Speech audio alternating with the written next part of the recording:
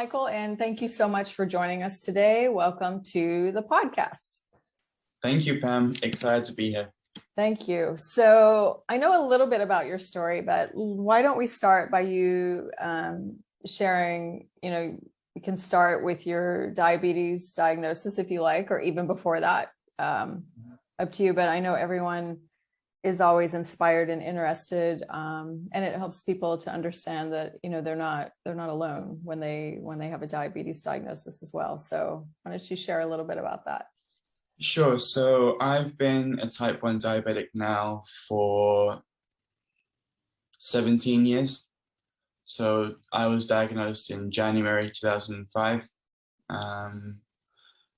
Here in the UAE, in Dubai. We've lived here since 2003. When I actually got type 1 diabetes, I was in Egypt on a family holiday with my parents and my sister. I was 7 or 8 at the time, and my parents didn't know a lot about diabetes, like at all. And I was on holiday, and as a 7-year-old, I was just really, really thirsty all the time, and I kept craving, juices, fizzy drinks, food, and I just kept eating. And my parents didn't think anything of it because, you're a small boy, you're growing, you eat a lot, you drink a lot. They just thought it was normal. And we were there for about a week, and almost every night I was wetting the bed, and I was going to the toilet a lot, and my parents were like, this is unusual, but again, didn't think anything of it. Came back to Dubai, went to the American hospital just to get it checked, and they tested my blood sugar, and it was about 41, 42 millimoles, which is extremely high. Wow. You should be between 4 and 7, so that was just crazy high. So they put me on a drip to get all this sugar out, and my mom and my dad are panicking. They have no idea, what this is, how I'm supposed to live with it, what they're supposed to do, everything. So yeah, that's how I got it. And then a year later, my sister got it as well. She just decided to test herself. She used my finger pricker, just decided to test herself, see what her blood sugar was. And it was not as high as mine. I think she was 33 or 34. And, sometimes it can be like a false reading. Sometimes it can be like, maybe it's not that high. So they did it again, and she was around that same area. So she was diagnosed as well a year later after. So, and we had in our family, we had no one that's type 1 diabetic. I mean, my grandmother's type 2, but apart from that, that's it. So yeah. Wow. So now 17 years. I know, bless your mother. Oh my gosh, yeah. We're in the same parent group, but she's a rock star, but too. She did all the research, she read all the books, she reached out to people, tried to find groups. And, back then it wasn't how it is now with all the groups and how parents are lucky with all the support, but she did amazing. Yeah, no, your mom is amazing. And for those of you so the translation, you were at, what was it, 41 millimoles? Around you said? 41, 42. So what's that time? That translates to like over 700, I think. Yeah, something crazy like that. Wow. And That's you weren't unconscious at that point. It's around 750. 750. That's super high. Yeah. That's super and high. I wasn't unconscious. I was just, for people that don't know, and I'm sure with your son, he's told you how he feels when his blood sugar is high, and everyone's kind of different in their own way, but kind of around the same area. And when you're that high, you're just so dehydrated, so dizzy, so lightheaded, so just, I don't know, empty, and just, yeah. Yeah, it must be hard. I can only imagine. Yeah. My son's a teenager now, and then last week he had some high blood sugars over a long period of time, because not for hormones, but not getting insulin because the site was kinked, which hasn't happened in ages. And I didn't suspect it. And he did not feel well. And he, couldn't go to school for a day, and he was fine after, of course, you know, it comes down and you know how to manage it, but it's And I guess definitely, was he sleeping while this was? yeah, that was at night. Yeah. And I was so really annoyed with myself because I'm like, I should have checked that and just replaced everything out when it happened. And Yeah. then the sensor was reading in range when it wasn't in range. So that was an off thing. And for those of you out listening that are afraid of the technology, that is like the very rare thing that happens. That does not happen all the time. The technology is good. But it's diabetes. There's always, you know, from time to time, these things do happen. And when they do, you don't feel well. I can only speak from observing his experience, but yeah, he did not feel great. So being 750, that must have been tricky. Oh, I was just on a drip for days. And how did you find it then after, you know, you left the hospital and then you came home and had to go back to school and managing it and dealing with it? Honestly, I was so young, I don't really remember a lot. Just remember the injections in the morning and in the evening, and making sure at certain times I had my milk and my biscuit and everything.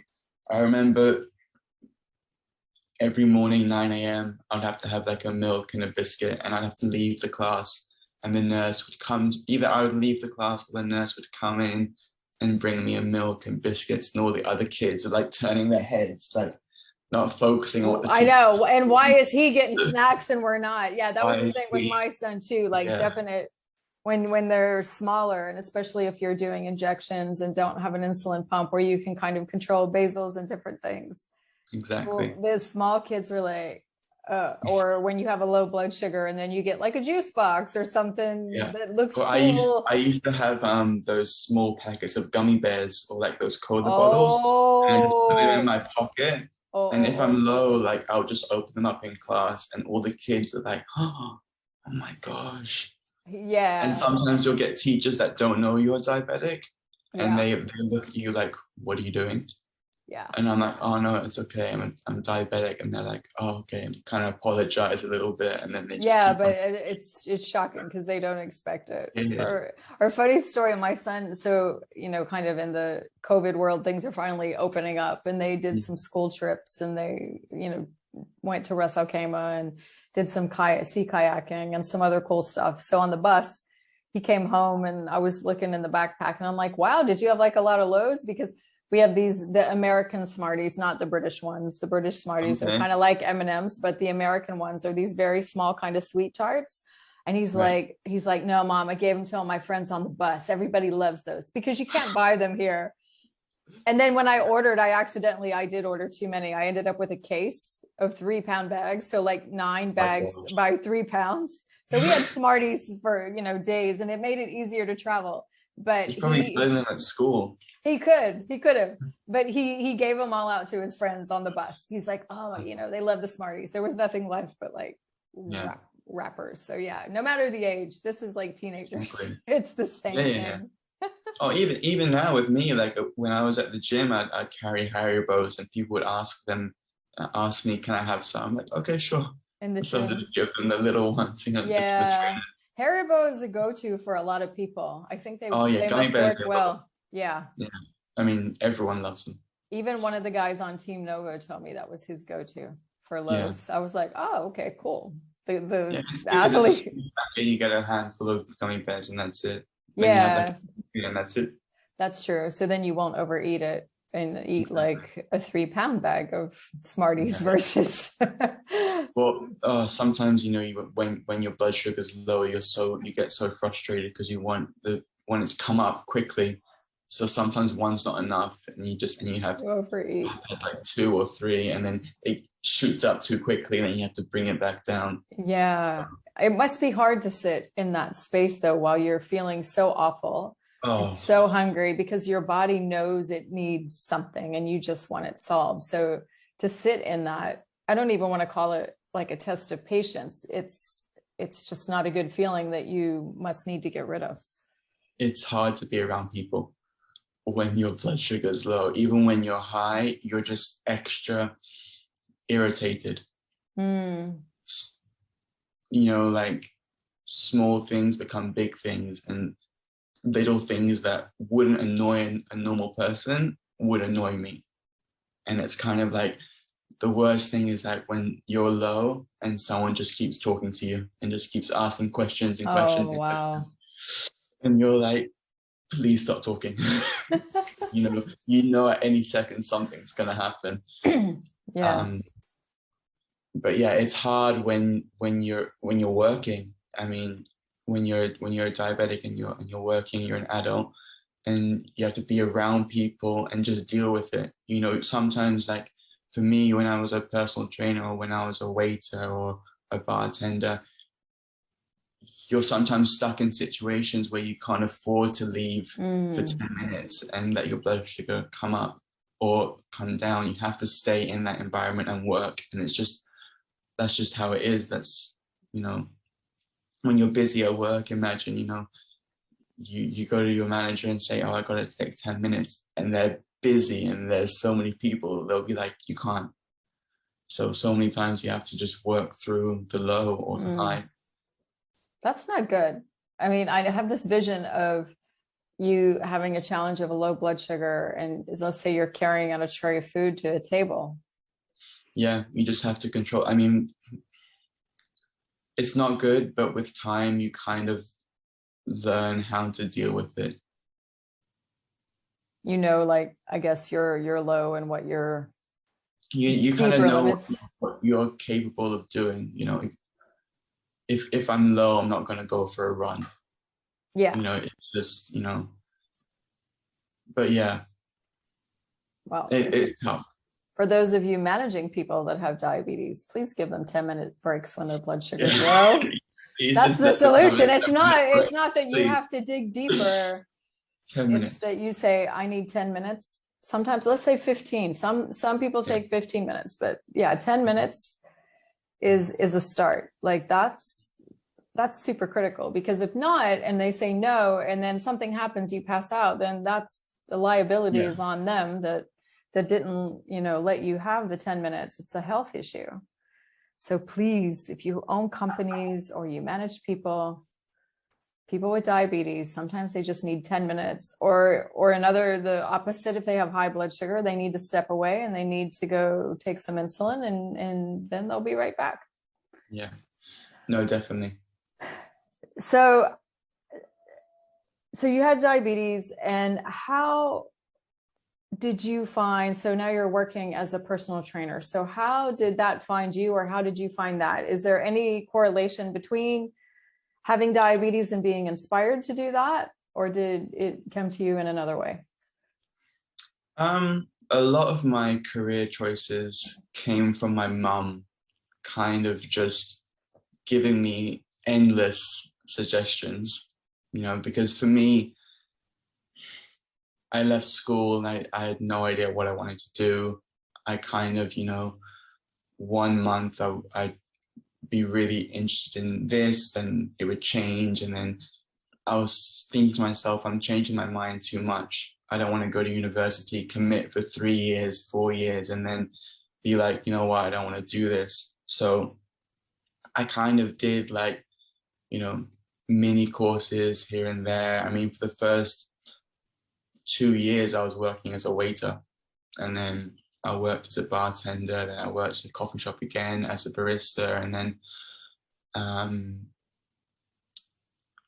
after that, I was kind of doing small little events here, like hospitality events, like catering events here and there, working as a waiter as well.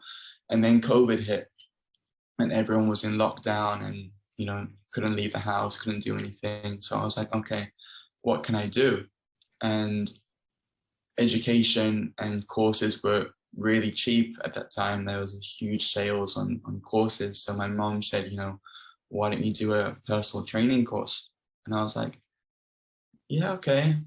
Oh, that's something that's always interested me. Let me try that. And it took a few months, and I was qualified. And it took a long time because it was a UK company, and you had to send your exams back and forth, because they had to send it through some sort of scanner that would mark all your tests and everything. And but going back to how my mom influenced me and how fitness played a big part is ever since I've always been sporty. I've always been into sports, playing football, tennis, rugby, basketball, water skiing, everything.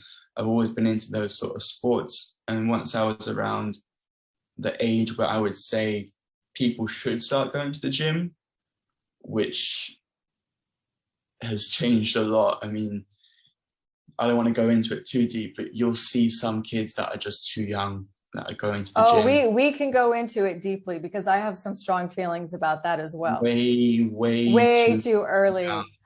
Okay, so think about this. Sorry to interrupt you. My son is 14. When I was looking at nurseries for him, where to put him, one I looked at, they're showing me around. I'm like, okay, looks good enough. And then they're like, and this is our gym for the kids. A nursery. I'm not even kidding. I walked out. I said, okay, scratch that one off the list for that very reason. Yeah. Anyway, sorry to interrupt you, but it's a point. Oh, that's crazy. That is wrong. I know that is a point that I want to raise, because small children don't need to be in a gym lifting weights. Yeah. But maybe we have another podcast episode discussion about that very topic. Because I can go into that, because I've seen it day in and day out at this gym that I was working at, and you would get 13-year-olds, 14-year-olds, 12-year-olds lifting weights that you shouldn't even be doing at that. And there's no parental guidance, there's no adult with them. Yep. And they're having like these pre-workout drinks, energy drinks, the cans that you have. I do. Why would you, that's just as bad as having like a Red Bull or a Monster or whatever. Yeah. All right. I think, it is shocking. And it's shocking that gym actually allowed those kids in there in the first place, unsupervised, because that shouldn't be happening. I asked them about it because I didn't want to go into it. I didn't want to, it's none of my business. And if, for me, I never like to intervene when it's not my place. I might have an opinion, but I'm not gonna go there and say. So I asked the gym, and I was like, there's a lot of young kids at the gym. Like, what is the rule here for kids? And one of the guys said, oh, if they're 15, I think he said if they're 15 or 16, they're allowed. Like, that's the age that they're allowed to come by themselves. But if they're below that, they need a guardian there with them, someone that will be with them in case something happens. That's one thing. The second thing that annoys me about these kids is I feel like they don't even do it for their health. They do it because they think it's cool.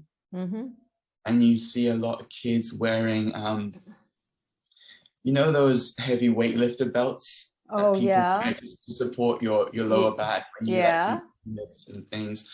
There's 13-year-old kids wearing those belts and having this pre-workout energy drink. And you look down and they're not even wearing trainers. They're wearing slippers, like sports slippers. And I'm like, if a weight falls and hits your foot, you'll have a broken foot or a broken toe. Wow. And maybe unrepairable. And it's just... That's awful. Oh, okay. Parents, if you're listening, no kids like in the gym.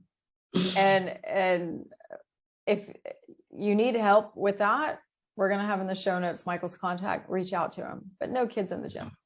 So sorry, I digressed a bit, but that's an important point to address. But you were talking about when you started going to the gym, when you started getting interested in health and fitness. Yeah, so I was always kind of into health and fitness. So when I was about 17, when I first started going to the gym and lifting weights and everything, and I didn't know what I was doing, as most people, you just have to go and you just have to experiment. And I would watch YouTube videos and didn't know if it was right or wrong, but I would try it. And then I would ask people and trainers, and slowly, like, I would say for the first 3 years, I didn't really know what I was doing, like, to myself. I just sort of saw things and said, I'm going to try that. And then I kind of on off, but I would always go to the gym like at least twice a week.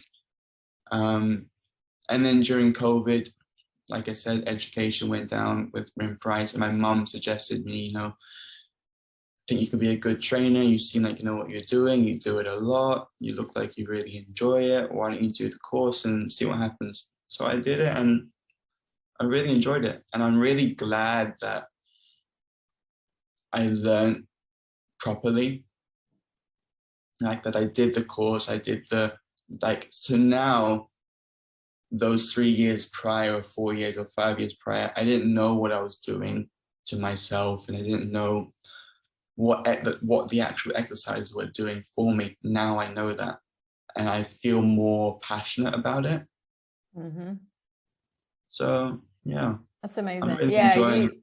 you don't there's like this expression, like, you don't know what you don't know, but then once you do know, then it just opens up so many things, and so many more things make sense. And I like that you did go through the training, because you probably did know a lot. We're even, I think, past the information age. You can find and learn how to do anything on YouTube.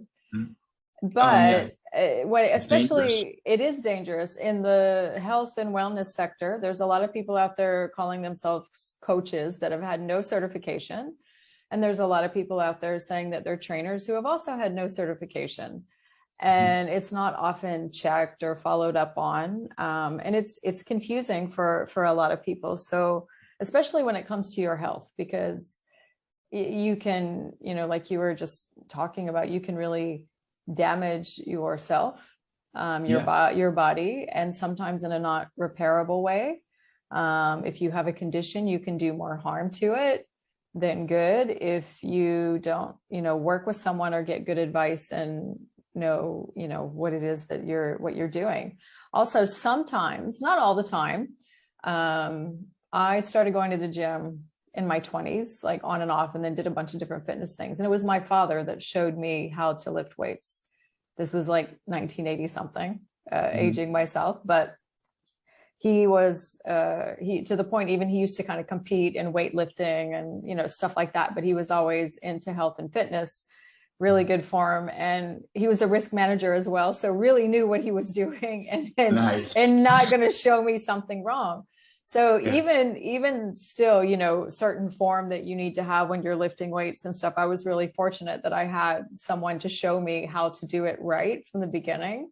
But you got to be so careful, because an injury can really set you back for a really long time. So congratulations and well done for doing that. Thank you. and good on your mom that she saw that in you as well. Oh yeah, she used to push me so much and always, like, almost every day, she'd always come up with an idea, and it would annoy me. And in the end, I'm grateful. I'm really grateful that she kept pushing me, because otherwise I wouldn't have done it. If she didn't say, go do this personal training course, I probably wouldn't have done it. So yeah. It's amazing. Sometimes parents have wisdom and insight that we can see it. Yeah. It's and the just children, they don't know until later on. Yeah. Sometimes, not all the time. But maybe I'll play this part of the episode over and over for my son so he can hear it.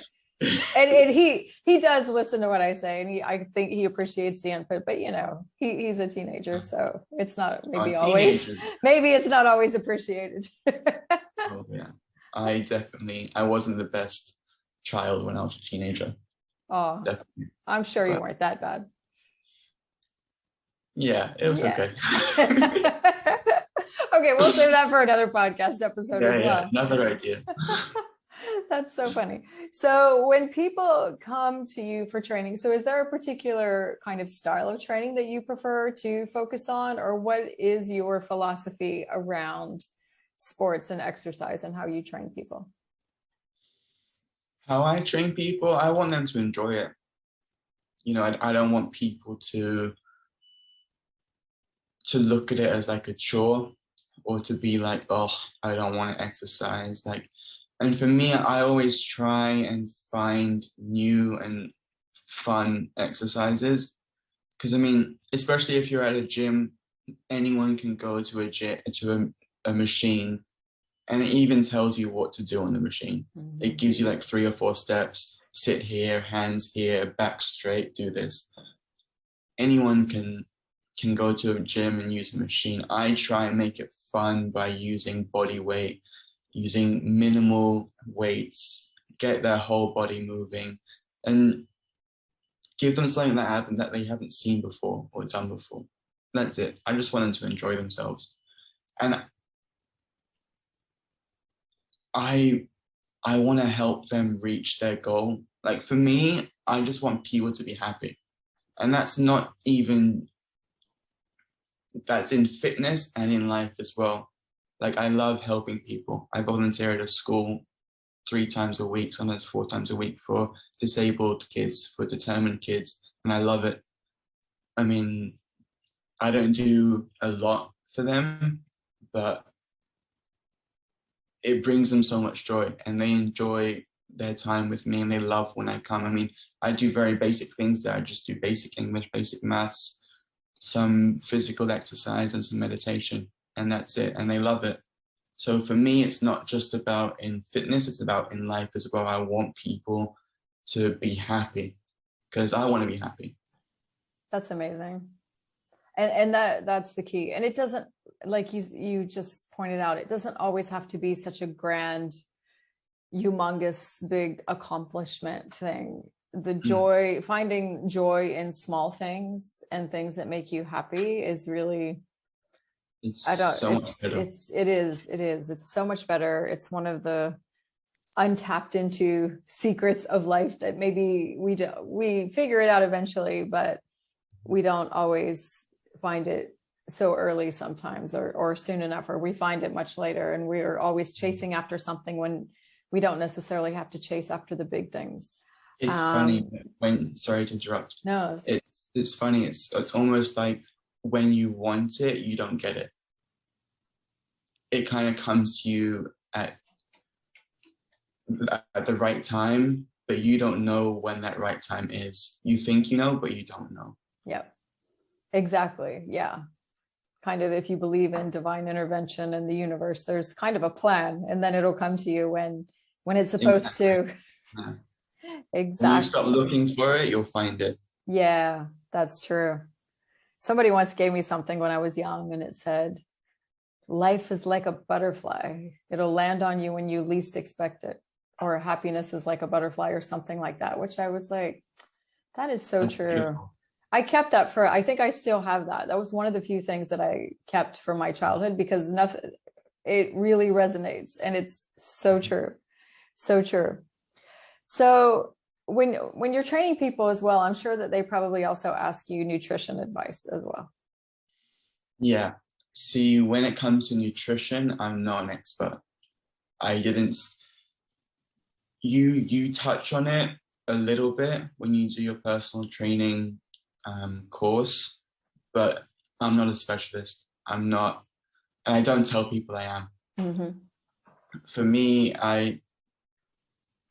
if I don't know something, I'm going to tell you I don't know something. I'm not going to lie to you and say, take this, take that, take this. Sometimes some people, they've asked me nutrition questions, and I said, I don't know. That's amazing. And then later on, you'll do research and you'll find it, and then you'll see them for the next session. You'll say, oh, by the way, that question you asked me, mm-hmm. I didn't know it then, but I did some research, and this is what they say about it. Yep. Because again, I'm not in the right place to tell you if I haven't learned it correctly. Mm-hmm. That is such an important point. And I think if anybody listening, if you have any takeaway from this whole conversation we're having, that probably is going to be one of them, that you want to find people that have studied, that know the science behind it, that are experts in the area where you have questions. So a lot of us working in the health and wellness space, we know some things, but we don't know everything. And we're not going to advise you if we don't know.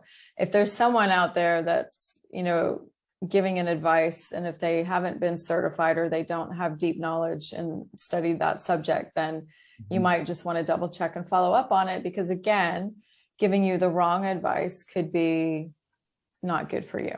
Yeah, definitely. Yeah, I can only share, like, when it comes to health and nutrition and, you know, in lifestyle medicine, they teach us a lot, and I know a lot. But if someone came to me, you know, and it's one thing if someone comes to me and they ask me about keto, and I know what the research says about keto, and I know what I've read, and that's what I tell them. But I mean, number one, if they really insist to eat that way, I can't change their mind. That's up to them. And then I'll still also say, go ask your doctor. Yeah, that's it. Yeah, that's the best way to do it. And then, so for your own training and sports and health and fitness, so what is bringing you joy? What's bringing me joy in health and fitness? For me, that's a good question. Or how do you like to train? How do I like to train? I like to train. Well, for me, I'm at the moment bodybuilding. So I'm not, see, I don't want to use bodybuilding, because as soon as you say bodybuilding, people think, oh, you want to be huge and you want to go compete in those massive competitions where guys are huge and like that. Arnold Schwarzenegger, circa not 1970 like something. Yeah, exactly. If you want to do that, fine, that's great. But I'm not doing that. I do want to get big, but not that big. For me, I've always struggled to gain weight, which is probably a woman's dream. Yes, it is. I think only my grandmother was blessed with that metabolism. Like, she could eat everything. Oh, and me, I'm like looking at it. No, crazy. It's insane. Like, the way it works. It's just, I'm 25 now, and ever since I was like 18, I've been the same weight. I've probably gained 2 kg since then. Wow. I'm now 71, 72, whatever. And I just struggle so hard to put on weight. I'll eat. And I've tried taking protein shakes, which I'm not a fan of. I don't like the way they taste. And I've tried other sort of supplements that help you to gain weight. And it's just, I struggle a lot. So for me, it's always, you know, lift heavy and eat a lot of food. That's what I'm trying to do. But sometimes it's hard. You don't have the stomach for it. Sometimes, like, you're really determined and you're like, okay, eat this. And then, you know, you can't even finish it. And it's really tough, you know. That's one side which people don't really see in health and fitness, especially if you're on bodybuilding and you want to get big. Lifting weights isn't the hard part. It's eating the food. It's trying to get the right nutrients in every single day. And to stay consistent as well. That's the hardest part. That's the part that people don't even think about. That is the hardest part. Whether you're trying to lose weight or gain weight or whatever it is, the eating thing. There's I think it's a World War II poster, like "Victory is in the kitchen" kind of thing. Nice. That 1,000% true. I have one in my kitchen, actually. Good. I forget it's there, but it's right over my fruit bowl. So to remind me that makes, if you're eating clean and well balanced, and I prefer plant-based, then I'm all about the plants. I love it. I never, even before I became certified in this, I never liked red meat at all. And I grew up in Texas, didn't like the texture. When I was younger, we moved to Texas when I was quite young. And I don't know if it's just because, you know, there wasn't quite the barbecue culture when I was really small, but I never liked the texture of meat. So I don't eat it. I prefer not to. My Turkish husband, on the other hand, loves kebabs. But if he's going to eat that, he'll eat it out. And it's probably better for him in the long run anyway, because we're not cooking meat at home. And then my son hated meat when he first started getting introduced to solid foods. And I thought, oh yes, plant-based kid, let's do this. And then about a year later, he's like, Mommy, I need a steak. And I was like, what? Why? Did you cry when you heard that? Yeah, inside I did cry a little bit. I was like, oh no. But I'm not one of those like, you have to eat like this. I want him to find his own way and his own relationship with food. And we do for him, you know, meat that's a dinner also loaded with carbs and stuff. And then there's the insulin resistance and everything that comes with that, because for those of you listening, the way your body breaks down fat, carbs, and protein, and then the timing of your insulin, when that hits, it may not be when the carbs are hitting your system, and it just gets really messy. So the only thing I can do, or the best thing I can do as his parent, is educate him about that, and then have him focus on how he feels if he's maybe indulged a little too much in, you know, 2 sliders and fries and all that stuff.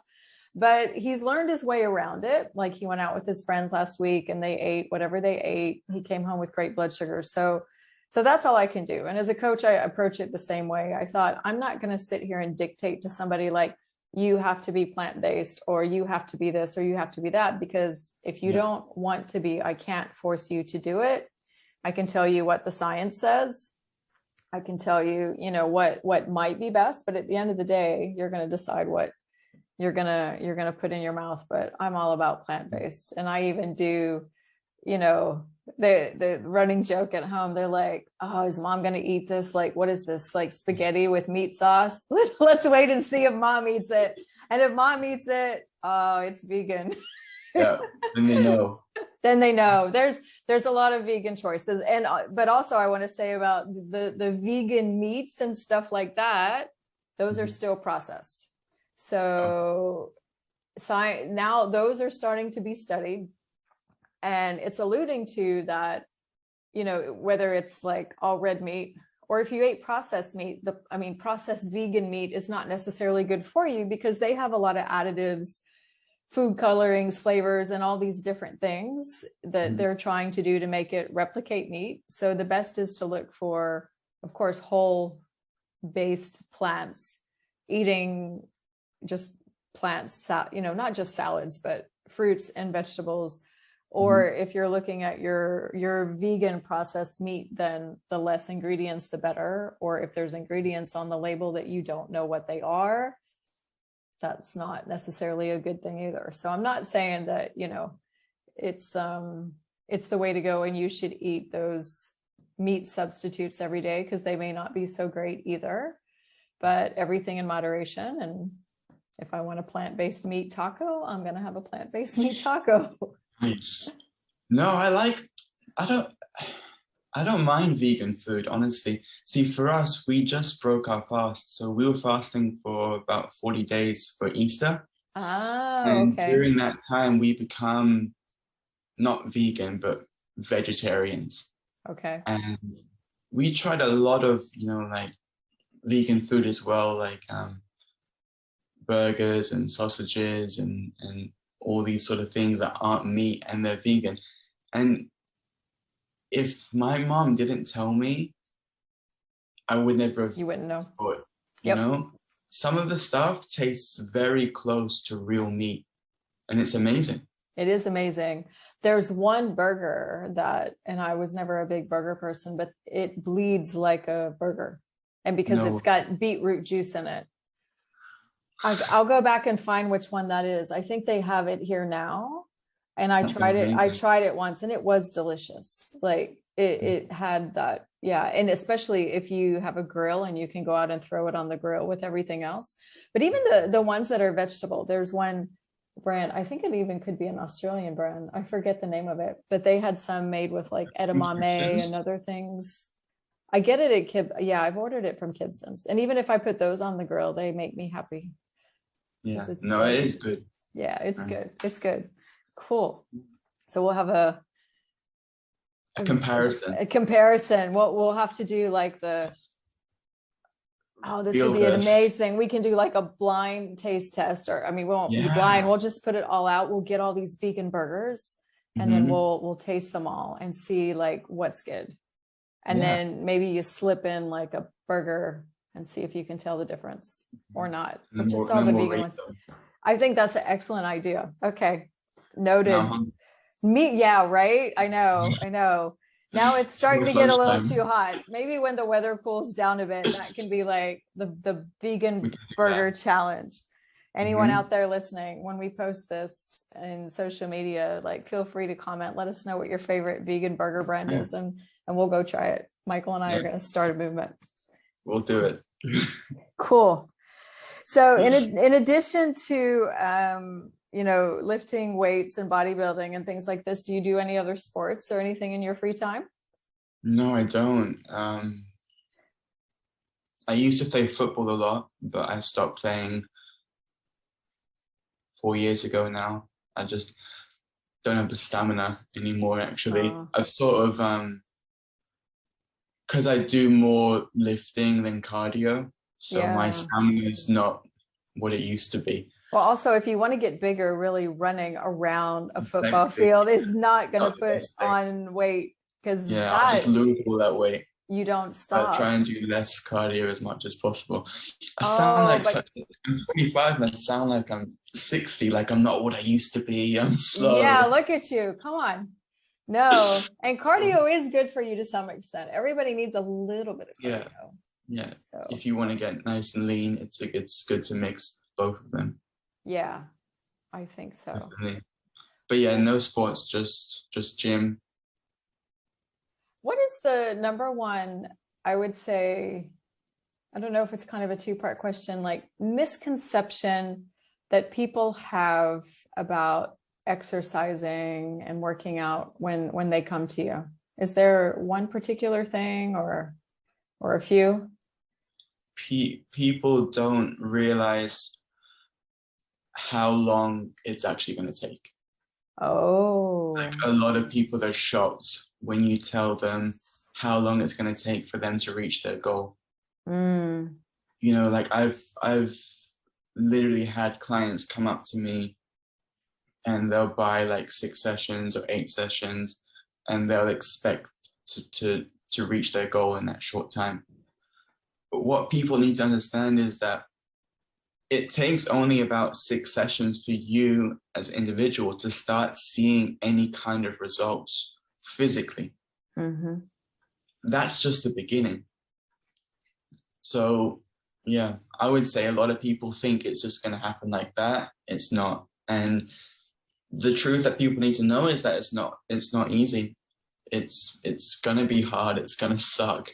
You're going to not enjoy it at the beginning, but you know, if you really, really want it, you're going to stick with it. And that's what separates, I guess, the strong-minded from maybe I don't really want this sort of person, you know?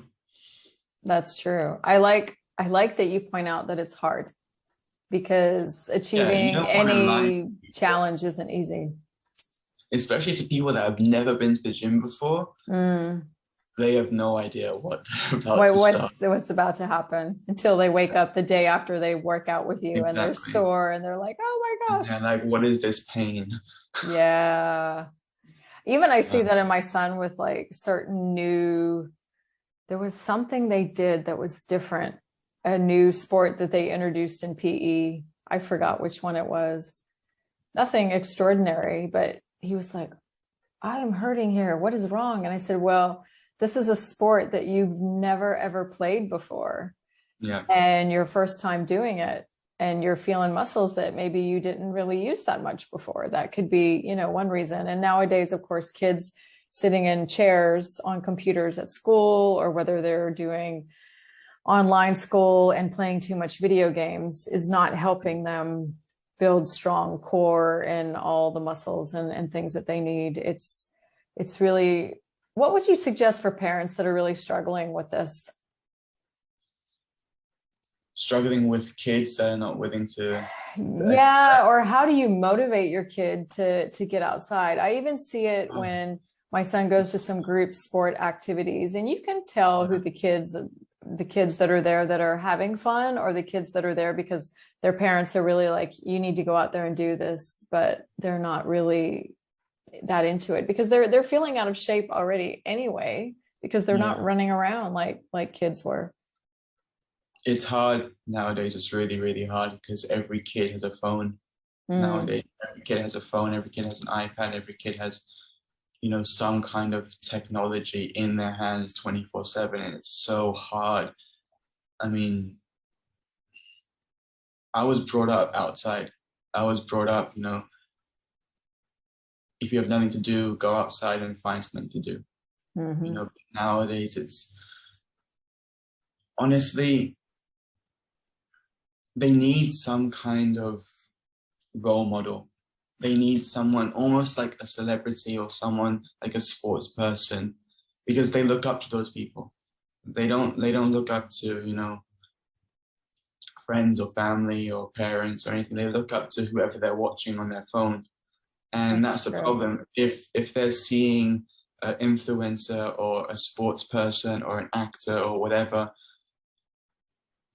not exercising and lazing about and on their phone, guess what? They're going to do that too, because they look up to this person and they think this person is the biggest thing, you know. So I guess it's hard. It's hard because I'm not a parent, so I don't have children, and I don't know what that's like. But kids these days, honestly, have, even in the past few years, have gotten so difficult. Yeah, it seems to be. Yeah, things are changing and moving so fast. And don't worry, those of us that have kids don't have real answers anyway. But I like your suggestion about, you know, looking up to people. And that's one thing I always say, you know, if someone says, oh, my child's newly diagnosed, and if they're old enough, I say, well, fine, what activity is it that they like to do? And find a sports person that's doing whatever that sport is. With type 1, you'll more than likely find one. But you gave me a really good idea. I'm going to go maybe log into my son's account, and then I'm just going to let a bunch of sport videos play, and then that will tweak his algorithm so that it's not just gamers. What if you click on the app thinks you like that, so it keeps showing So I'm gonna start watching sport motivational things and vegan food. Oh yeah, vegan cooking shows. You can get that into his mind as well. I love it. Okay. And then if he's like, Mom, what'd you do? I'll be like, Michael told me to do it. It wasn't me. It's all Michael's fault. If it helps, I'll take the blame. Oh no, that's okay. That's awesome. Maybe you need to start your own YouTube channel for this. Maybe. Okay. Maybe I should. That's an idea. I see a future, or a podcast at least. But no, YouTube channels are all the rage. I've wanted to do a podcast for a long time, actually. I just never sort of got around to it. You should.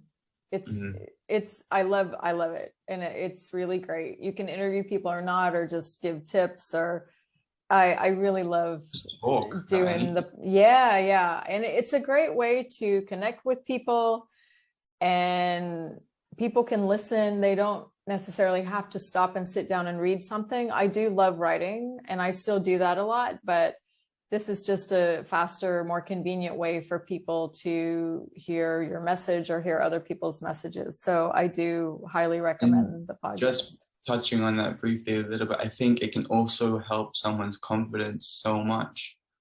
If you're someone that's shy and that's not very talkative and doesn't have a lot of confidence, doing shows where you're speaking to people, YouTube, podcast, Instagram, whatever it is, it can really help someone's self-confidence. That's true. You got to step out of your comfort zone. Yeah. The audio is okay. For me, it was always the video. I was like, yeah. See, audio's fine because there's no camera, there's no one sees you, it's just your voice. But when you get into recording and making videos and everything, it's tough. We start judging ourselves. Yeah. Yeah. Fun fact, or I don't know, video tip. My dog gets a lot of engagement. If I'm videoing myself and talking and walking the dog, Mhm.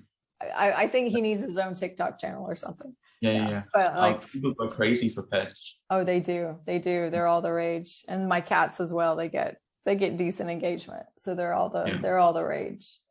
yeah. So I think the last question that I have, and we're coming out of Ramadan and out of Easter and holidays, and we have the Eid holiday here next week, and summer's coming. So people are probably starting to think about their summer travel. And this is kind of the time after January where people are thinking about their health and starting something new. Some of them want to go to the gym, get healthier, lose weight, whatever that might be. Mhm. What do you suggest how to start? Because usually we know what happens. People have a goal, they start, they either don't have the right advice, or like you said, their expectation is not realistic for any kind of transformation, because it does take time and it is hard work. So what is your advice to people that are looking to start an exercise program for the first time? First thing that I would say is a lot of people start too hard. And what I mean by that is a lot of people, they'll find some video, they'll find some workout of some really, really fit guy with a six-pack, and he says, do these exercises and you'll get a six-pack in 30 minutes, blah, blah, blah. And they're like, okay, yeah, I want that. I'm going to try that. And then they do it and they're like, oh crap, this is tough. This is really, really tough. And then that kind of demotivates them. And not only is it tough on them, but then they feel more unfit and more, let's say overweight. And then they feel more embarrassed or more, what have I become sort of thing.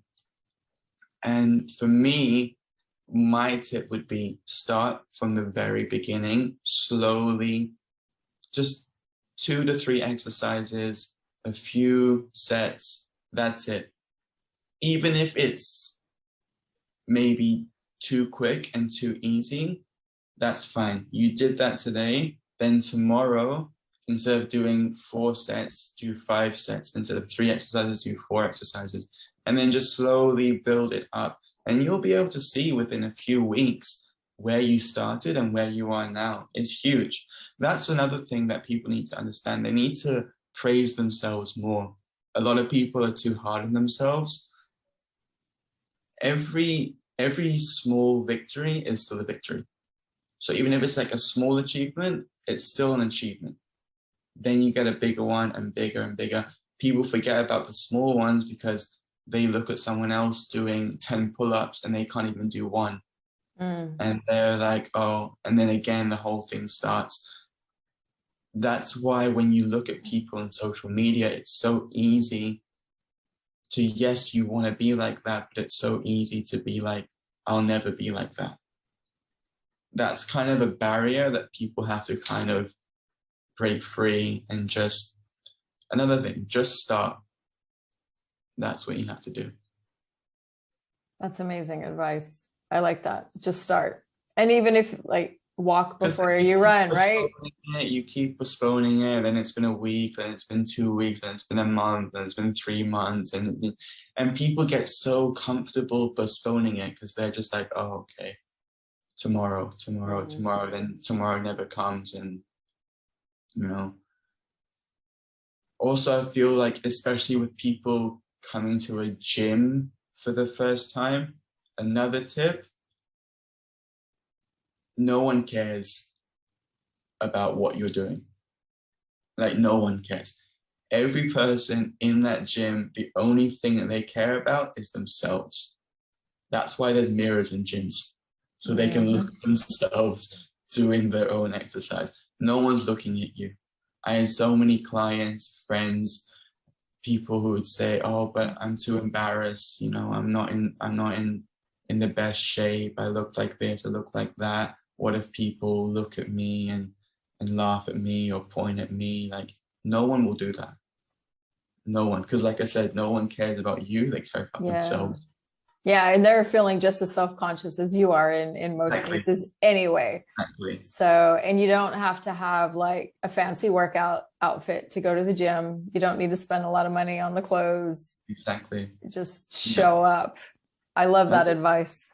I love that. Just show up. Just show up. Yeah. Just show up and eat vegan burgers. There we go. There it is. Awesome.